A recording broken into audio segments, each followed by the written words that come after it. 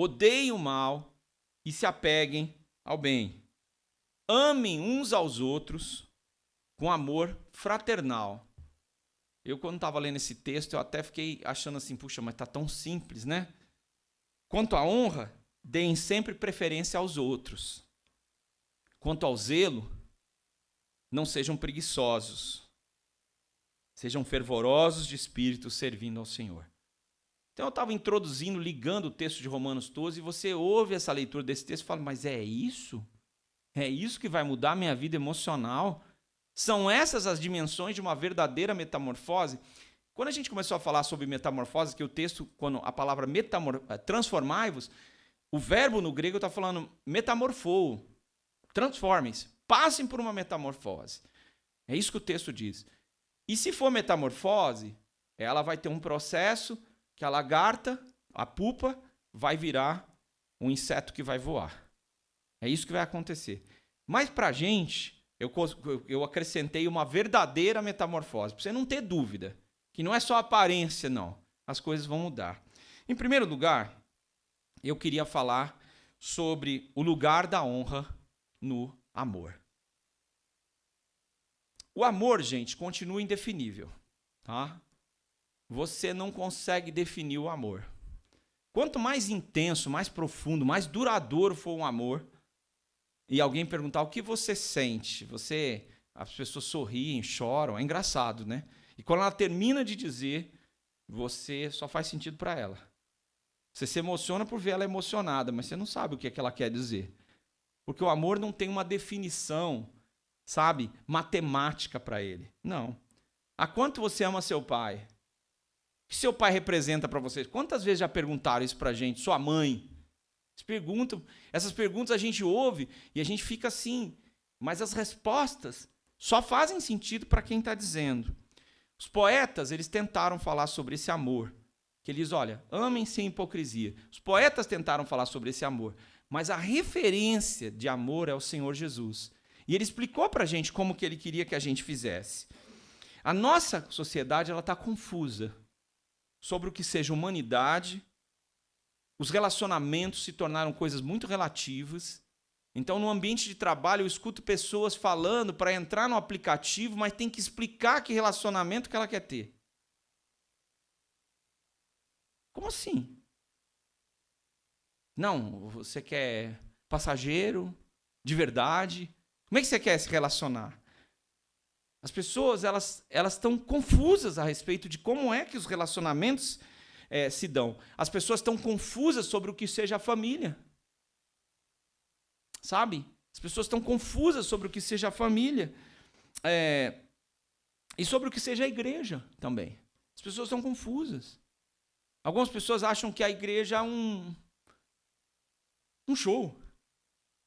Outras acham que é tudo.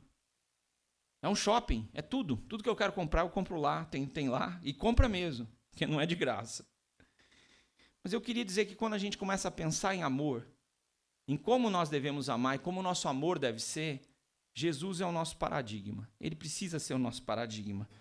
E ele diz que é o seguinte, vocês vão amar uns aos outros. E a maneira como vocês amarem uns aos outros vai fazer com que as pessoas saibam que vocês são meus discípulos. Ele disse isso em João 13:35. Nisto conhecerão todos que vocês são meus discípulos, pela maneira como vocês se amarem. Mas, gente, hoje a gente está num ambiente em que ninguém quer se amar, as pessoas não querem ter relacionamentos profundos. Nenhum de nós, a gente está... A pandemia parece que entrou e gerou um afastamento, as pessoas estão mais afastadas, sabe? Algumas coisas no mundo musical, no mundo até das baladas foi envolvido, as pessoas querem cedo para casa. Mas como assim? Então as coisas estão mudando. As pessoas não querem ter relacionamentos assim. E Jesus diz que a maneira como nós nos amássemos ia fazer com que o mundo soubesse que ele está vivo. E é um desafio para nós, um desafio para a nossa sociedade. A nossa sociedade, a sociedade mundial, ela não quer pessoalidade mais, ela está impessoal. Tudo está impessoal, remoto. Está tudo muito impessoal. Então, vamos voltar para o versículo 9, chega o apóstolo Paulo, e ele diz o seguinte: vocês querem ter uma transformação, uma verdadeira metamorfose na sua vida emocional? Então aprendam uma coisa. Vocês têm que amar anipócritos, tá? O an, antes do hipócritos, né, significa não, sem hipocrisia. Literalmente é isso. Mas também significa sincero, genuíno, irrevogável. Preciso que vocês amem, mas amem de uma forma diferente do que o mundo tem para oferecer. Não é só o que a pessoa pode te conceder, não é só o que ela pode te dar. Vocês amem de uma forma irrevogável. De uma forma como eu amo vocês. Vocês vão amar uns aos outros. Como é que eu posso ter esse amor genuíno? Como é que eu posso viver numa sociedade, nos relacionamentos e viver dessa forma? A primeira coisa que você vai entender como cristão é que quando você começar a amar as pessoas vão achar que você é um tolo por estar fazendo o bem para as pessoas. E eu quero te dizer que você também vai achar que você é um tolo.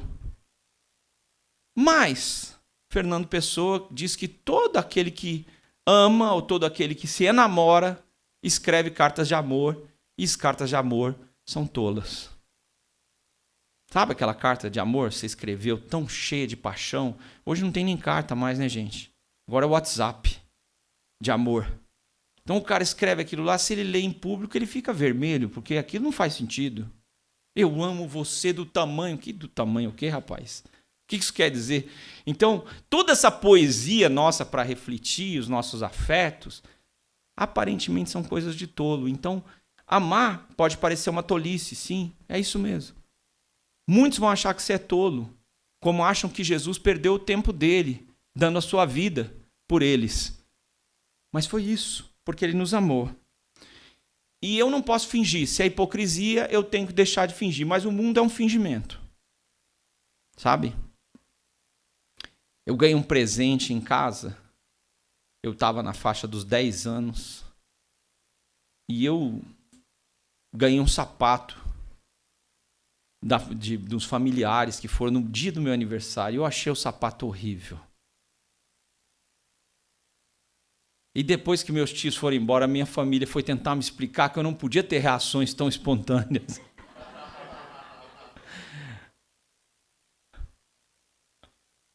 Eles ficaram emocionados para mostrar o sapato e eu fiquei emocionado, mas a minha emoção era tristeza, né? E aí os pais foram explicar, olha, você tem que agir assim e tal. Gente, a gente é ensinado a socialmente usar máscaras. A gente tem a máscara do trabalho, a máscara do ensino. Alguns usam máscara na igreja também, em casa. Já não sabe mais qual é. Qual é a verdade. Porque a gente é treinado para a gente parecer algumas coisas. E Jesus diz, não. Aqui, quando vocês amarem uns aos outros, vocês não vão agir dessa forma. Não vai poder ter máscara. E aí você vai lá, mas como? Como é que eu vou deixar de fingir? Como é que eu vou amar as pessoas? Se eu chego na igreja e aquela irmã está fedida, não é cheirosa. Eu gosto da irmã cheirosa, do irmão cheiroso, do camarada que tem dinheiro. Isso é você é assim mesmo. Se você é franco, você já parou de mentir. Porque hipocritez é mentira. É isso. Não mintam. É o que o texto está querendo dizer. Seja genuíno. Não, mas eu não gosto. E como é que eu vou amar essa pessoa? Então você precisa ter um amor que venha de Deus. E eu queria explicar isso porque você sabe o que é isso. Se você crê em Deus, você que está acompanhando a gente no dia que se chama hoje, para você que está acompanhando a internet hoje. Por que alguém se importa? Porque um cristão se importa com uma pessoa que ele nunca viu. Por que ele vai numa periferia, num presídio, num hospital? O que ele vai fazer lá? Alguns dizem que ele vai aliviar sua consciência, mas é mentira. Quando você ama Deus, quando você se dispõe a amar, o fruto do Espírito Santo é amor. E o nosso mundo precisa de amor, e quem ama é amado também por Deus. Experimenta o amor de Deus. E quando Deus nos ama, Ele olha para nós através do seu amor. Porque se Ele não olhasse para nós através do seu amor, só sobraria a ira. Porque nós somos dignos da ira de Deus. Deus olha e fala assim, mas Se ele não nos amasse, ele fala, mas eu já falei tantas vezes para ser infeliz, que ela não pode fazer isso. E ela não se corrige. Mas o amor de Deus olha para nós com graça. Então ele olha para nós e vê graça, vê esperança, porque ele olha através da nossa miséria, com graça. E ele olha com misericórdia. Ele tem um coração para com a nossa miséria. E quando você começa a olhar para as pessoas com misericórdia, você está olhando com o olhar de Deus. Quando você olha para uma pessoa e diz essa pessoa é irritante, é porque provavelmente ela é parecida, tem um jeito parecido com você. Você é orgulhoso, ela é orgulhosa. Você fala muito, ela fala muito. Vocês têm o ditado que diz 2 bicudos não se beijam, né? Então você estranha aquilo. Pois é, mas quando você começar a amar segundo o coração de Deus, você vai olhar com olhos de misericórdia. E qual é o paradigma desse amor que nós somos chamados para ter? Amar como Deus nos amou.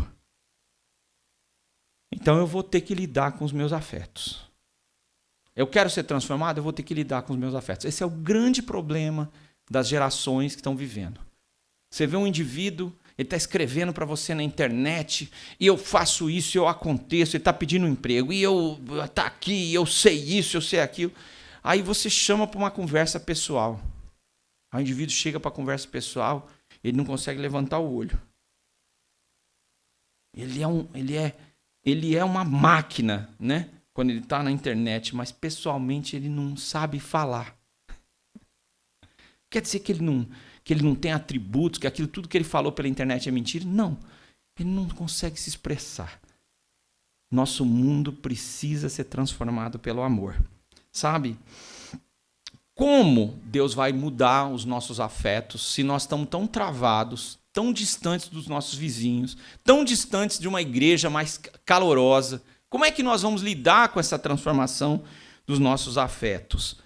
Então, há uma palavra aqui usada, que está ali em Romanos 12, 9, que é aborreçam o mal, odeiem o mal, que é apostigueo. Tá? Essa palavra significa exatamente isso. Detestar, abominar o que é ruim. Nós não podemos, de forma nenhuma, dizer assim, não, eu vou me relacionar com fulano de tal, mas tem um pouquinho de mal ali. Mal com L mesmo. O mal com L é o que eu e você não podemos suportar. Nós não podemos fazer acordos com o mal. Tá? Então, você não pode acreditar que o que é mal vai ficar bom. Não vai. Então, às vezes, a gente quer que a sociedade seja transformada, a gente quer amar as pessoas, mas a gente quer fazer alguns acordos com o que é mal. E Deus diz, aborreçam o mal. O mal não são as pessoas. Queria que você soubesse disso. Escute isso agora, eu vou repetir de novo. O mal nunca são as pessoas. Sabe que aquela pessoa é o mal? Não é verdade. Deus amou o mundo, diz a Bíblia. Deus mandou seu filho para morrer pelos seres humanos. Mas eu e você não somos chamados para fazer acordos com o mal, para dizer, olha, está tudo certo, agora nós temos um acordo e está tudo lindo, maravilhoso. Não vai funcionar assim. Eu preciso ter laços com o bem, eu preciso me apegar ao bem. Tá? Eu quero ter um relacionamentos vivos, eu preciso ver o que é bom. Preciso explicar para você que Deus levanta no meio da igreja, tá? E vocês estão olhando para frente aqui, você está acompanhando aqui a nossa mensagem, olhando para mim. Mas onde Deus levanta o bem não é onde você imagina, é em qualquer lugar. Eu tenho sido pastor há muito tempo e eu tenho certeza que Deus levanta o bem em lugares silenciosos na igreja. Tem gente de oração na igreja. Tem mulheres de oração, sem preconceito com os homens, tá? Mas falando a verdade, tem mais mulher de oração do que homem de oração, tá? Que eu conheci. Não quero dizer que é o que a Bíblia diz, eu quero dizer que eu já conheci muita mulher de oração. Tem homem de oração, também conheço homem de oração. Conheço sim. Eu preciso ver o que é bom na igreja. Tem gente que chega na igreja e ele se apega ao mal. Tudo que tem de ruim na igreja, ele já está, nossa, eu estou ambientado. Eu já fui procurado por pessoas dizendo, não, eu senti que aquela igreja é para mim. E eu, o que tem na igreja? Aí o cara contou já umas 10 coisas, eu falei, meu Deus do céu, é o inferno, né? O cara já se apegou no clube do inferno na igreja. Pode chegar a qualquer hora. A roupa é muito importante. Eu falo, nossa, não. Apegue-se ao bem. Então, veja o que Deus está fazendo. Tá? Nós vamos falar um pouquinho sobre honra daqui a pouco, porque, volte ao tema, por favor, aí, o aspecto 1, dimensões de uma verdadeira metamorfose, e o aspecto 1, o lugar da honra no amor. Então, o texto vai falar, olha, honrem, daqui a pouquinho. Então, nós vamos destacar isso daqui a pouco, eu queria já adiantar. Hoje, o bem é democrático. Se todo mundo gosta, é bem, é o bem. Mas não é. Apegue-se ao bem. Você não tem que se apegar ao que a maioria está fazendo. Apegue-se ao bem, diz o texto. Quem é o bem? Deus. Tudo que é de Deus é o bem. Você tem que estar ligado a Deus. Esses relacionamentos seus, eles devem afastar o mal. É assim que deve ser. A gente fica muito preocupado com os nossos filhos, como que eles vão lidar com o mal, como que eles vão lidar com a violência, como que eles vão lidar com a internet, como que eles vão lidar com a vida. Apegue-se ao bem. É isso que seu filho precisa aprender com você. Se ele se apegar ao bem, ele vai se afastar do mal. Não há como ficar com as duas coisas. Tá? Então é isso que nós precisamos. E eu preciso esperar que Deus faça algo novo comigo. Que eu não experimentei nos meus relacionamentos, na minha vida afetiva. Algo que Deus pode fazer para mudar quem eu sou, para abençoar mais pessoas do que eu estou disponível para abençoar. Porque nós estamos restritos. Muitos de nós estamos querendo chegar à nossa comunidade e ser abençoados. Mas a gente não quer abençoar, sabe? E Deus quer mudar quem nós somos. E eu queria te dizer que a igreja primitiva ela impactou o Império Romano e mudou o Império Romano, que era violento, promíscuo, dominador, opressor sobre os pobres, pelo amor. A igreja amou. E a igreja, quando eu falo, são as pessoas. Então, pisavam as pessoas e elas amavam. Jogavam as crianças fora, as prostitutas e as irmãs cristãs pegavam aquelas crianças e as criavam. Criaram hospitais, isso é a história da igreja do Senhor Jesus. Criaram hospitais, estalagens para receber os estrangeiros. Ajudaram a enterrar as pessoas que não tinham recursos nem para isso. A igreja amou. E tanto que ela amou, que aqui, voltamos ao versículo agora 10, que existe um tipo de amor que é o amor fraterno. E aí é muito difícil da gente entender, porque tem irmão que quase se mata. Fala, ame-se com amor fraterno. Não, com esse amor, não. Existem, as culturas, elas têm seus defeitos. Tá? Toda cultura. No Brasil, nós temos defeitos gravíssimos, que são culturais. Tá?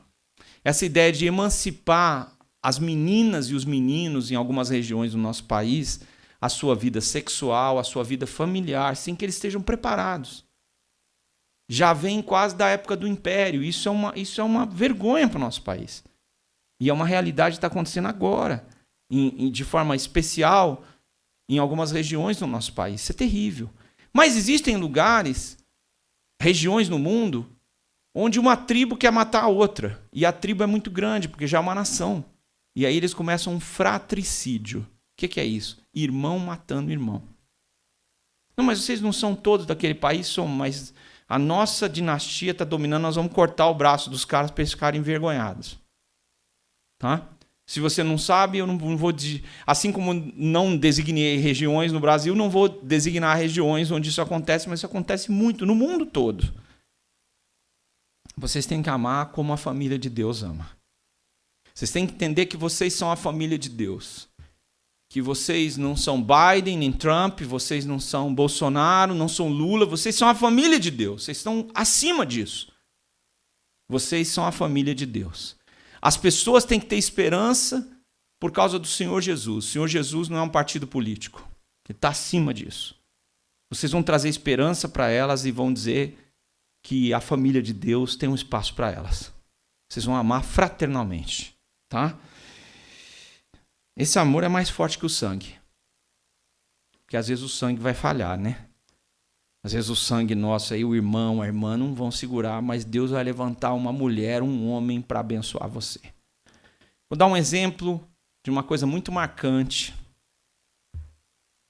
Depois de várias décadas que eu era pastor, ou de algumas décadas, eu recebi uma ligação, eu ia pregar numa igreja, na qual eu já tinha sido seminarista, e uma senhora já estava bem idosa, e ela dizia: eu preciso encontrar com você, porque eu oro por você todos os dias.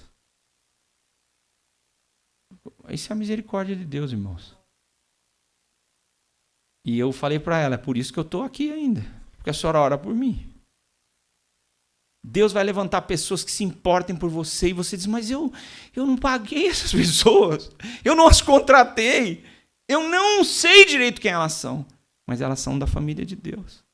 E elas vão abençoar vocês, vão acolher vocês. Você vai: mas eles devem estar com algum interesse.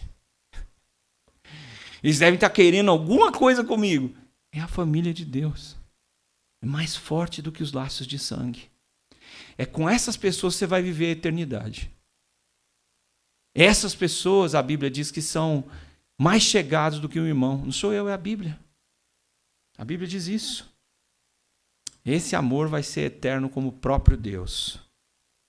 Esse amor está baseado, fraternal, no caráter de Deus, em como Deus é. E tem Cristo como exemplo. E o seu amor que deu a sua vida por nós.